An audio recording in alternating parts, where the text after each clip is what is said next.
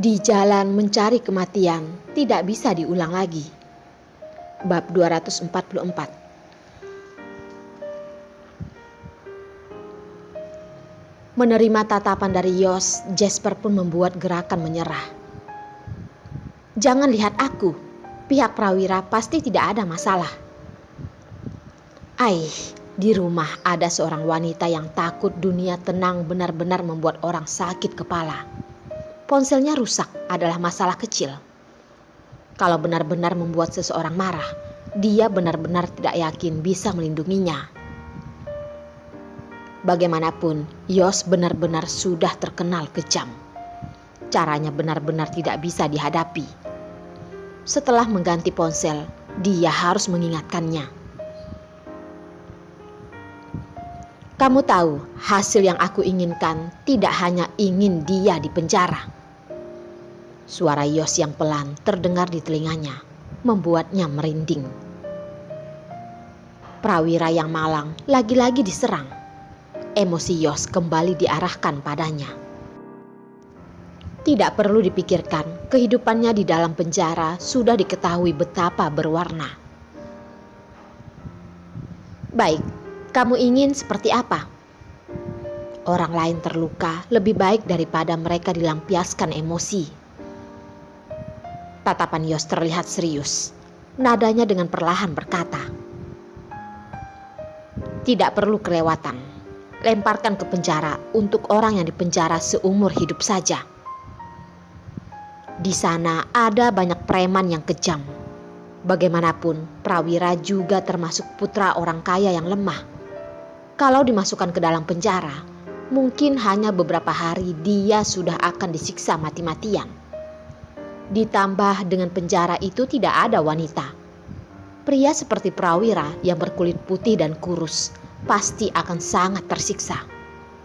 Memikirkan pemandangan itu, Rapa pun tersenyum cerah bagaikan bunga matahari. Tiba-tiba merasa ada yang salah.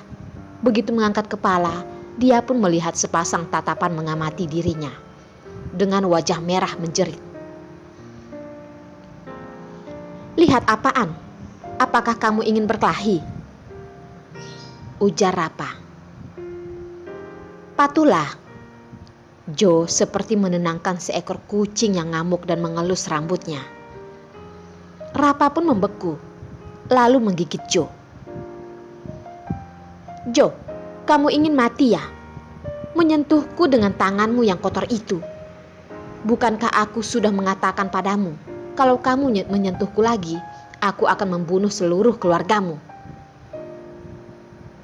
Rapa masih belum menyentuh Joe. Sebuah suara yang dingin pun mengagetkannya hingga kembali duduk patuh.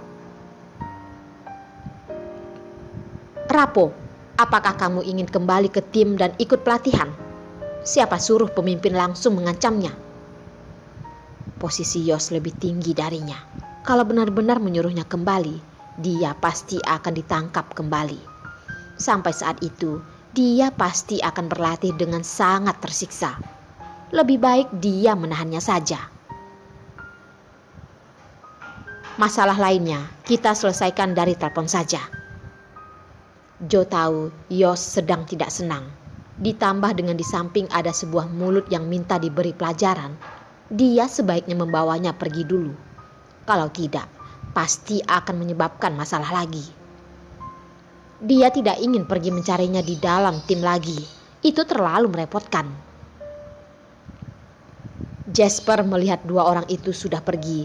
Dia sendiri berada di sini juga tidak nyaman. Dia pun ikut berdiri dan bersiap-siap untuk pergi. Yos, perusahaanku masih ada urusan.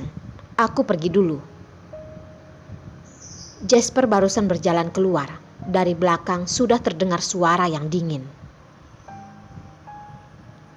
Kalau kamu tidak bisa mengurus wanita itu, aku tidak keberatan membantumu mengurusnya. Dia benar-benar sudah marah. Jasper percaya kalau Yos pasti bisa melakukan hal ini. Tapi kali ini Perlina benar-benar sudah bermain terlalu berlebihan. Dengan pasrah mendesah. Aku mengerti. Aku akan mengurusnya. Yos tidak berkata lagi, termasuk setuju dengan ucapan Jasper. Setelah Perlina mengirimkan foto, dia pun tidak tahan dan tertawa terbahak-bahak. Memikirkan Yos yang melihat foto itu, seluruh tubuhnya pun terasa sangat lega. Hanya saja, tidak tahu kapan Jasper akan menunjukkan foto itu pada Yos. Satu-satunya yang dia sayangkan adalah tidak bisa melihat langsung Yos ketika marah. Derek melihat televisi. Ujung matanya melihat ke arah Perlina yang seperti orang gila. Tertawa, tubuhnya bergoyang, memegang perutnya. "Tante, ada apa denganmu?" Tidak apa-apa. Aku hanya membantu Tuhan menegakkan keadilan," kata Perlina tertawa sampai air matanya pun keluar. Hanya bisa sambil mengelap air mata sambil duduk di sofa. Derek memegang dagu kecilnya dan berkata, "Tante, kamu yang seperti ini sangat merusak image-mu." "Sayang, kamu tidak mengerti. Ini namanya tante tidak menjaga image." Dia memang sangat tidak peduli dengan image-nya. Dia tidak bisa bagaimana membuat dirinya terlihat anggun. Hidup ini pendek. Yang paling penting adalah bahagia. Derek menggerakkan pantatnya dan berpindah ke samping Perlina. "Tante, kenapa kamu tertawa begitu senang?" "Ingin tahu ya?" Perlina menyentuh hidungnya yang imut. Derek dengan ragu menganggukkan kepala. Apakah tante akan memberitahukannya padaku?" "Memberitahumu boleh saja, tapi tidak boleh mengatakannya pada ibumu. Dia sedang memerlukan orang untuk membagikan keberhasilannya ini. Walaupun hanya seorang anak kecil berusia 4 tahun, dia juga bisa menerimanya." Derek dengan berjanji menganggukkan kepala. Perlina menceritakan masterpiece-nya pada Derek.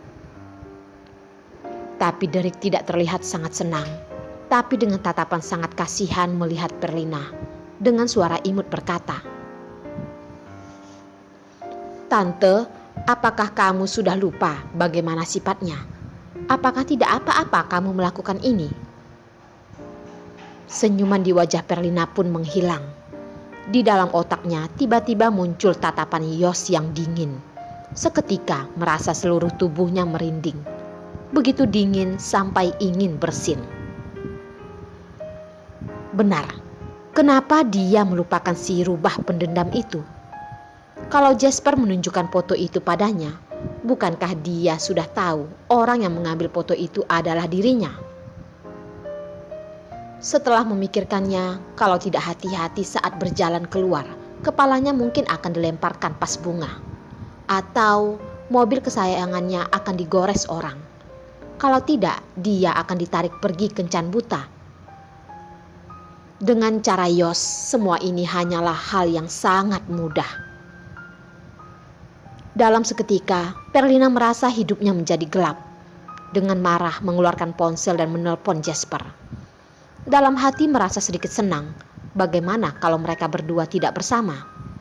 Bukankah masih ada kesempatan untuk diselamatkan? Hanya saja, setelah teleponnya terhubung, malah ada suara operator. "Telepon yang Anda tuju tidak aktif. Hubungi lagi nanti." Telepon Jasper biasanya tidak akan tidak aktif. Namun tidak lama setelah dia mengirim foto, malah tidak aktif. Apakah ini berarti Yos sudah melihat foto itu? Begitu marah sampai menghancurkan ponsel Jasper. Semakin memikirkannya, Perlina semakin khawatir. Darlene yang keluar dari dapur pun melihat ekspresi pasrah Perlina. Dengan wajah heran bertanya pada Derek yang ada di samping.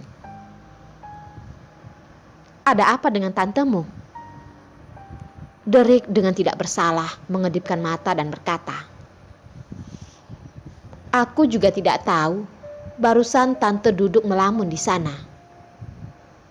Dia juga tidak bisa membantu. Siapa suruh tante tidak tahu memikirkan cara.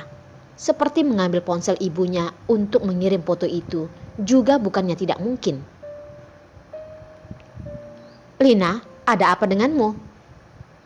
Darlin mengira terjadi sesuatu. Dengan perhatian bertanya pada Perlina. Perlina pun tersadar, memegang tangan Darlin dan menggoyangkannya.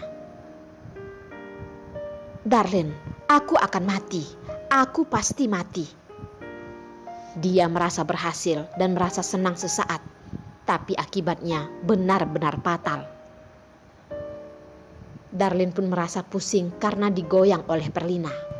Pikirannya semakin tidak jelas. Lina, sebenarnya apa yang terjadi? Kamu katakan dulu baru kita pikirkan caranya bersama.